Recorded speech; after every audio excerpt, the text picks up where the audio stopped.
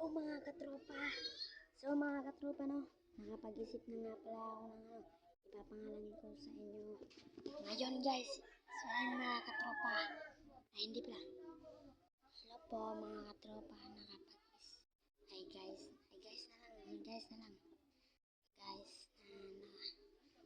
lang itatawag ko sa inyo. Guys, no? Guys.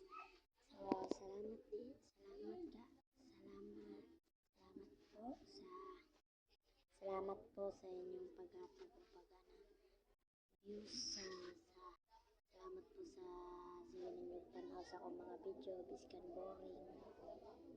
ako mga video boring guys, pero salamat po na inyo nga po biskan ako mga videos boring kayo. Salamat po guys dahil 4 views ako, saka huwag nyo na rin kalimutan mag-subscribe, i-hit ang notification bell para dumami pa ang manood sa ating mga videos. Dahil pag dumami ito guys ay gagawa na ako ng masasayang mga videos. Gagawa na po ako ng masasayang mga videos katulad ng napapanood ko sa mga napapanood ko sa YouTube ng mga idol ko. So, si Kuya Arkin. Yan, idol ko rin yan. Si Kuya Bogard. Tapos yan ulit. Si Kuya Jen Animation. Yan, idol ko yan guys. Guys. Oh, so guys, ngayon kaya ako nag-vlog ngayon. Dahil gusto nyo guys, ikwenta ko yan idol ko. So, idol ko to. Si Kuya Arkin. Tapos, Kuya Jen Animation.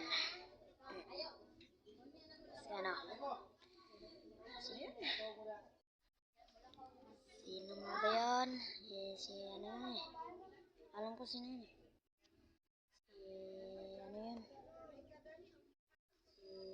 Hunyo Animation, yan guys. Idol ko rin yan. Si Hunyo Animation guys. Idol ko rin si Hunyo Animation. Tapos, ang sunod yun idol, si Kuya Jepoy, idol ko rin yan. Pero, napapanood ko sinusubscribe ko nga eh. Ano pa sinusubscribe? Guys, tapos na tayo Kuya Jepoy. Kuya Rio naman tayo guys. So, Rio, idol ko rin yan. Kuya Rio dahil yung mga kilig moments niya nakakatuwa. Ang ganda ng mga kilig moments na ginagawa niya.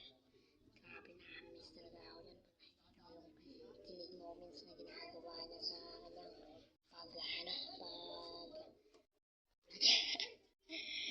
sabi na parang guys, alam mo ba yung mga ginagawa ka ng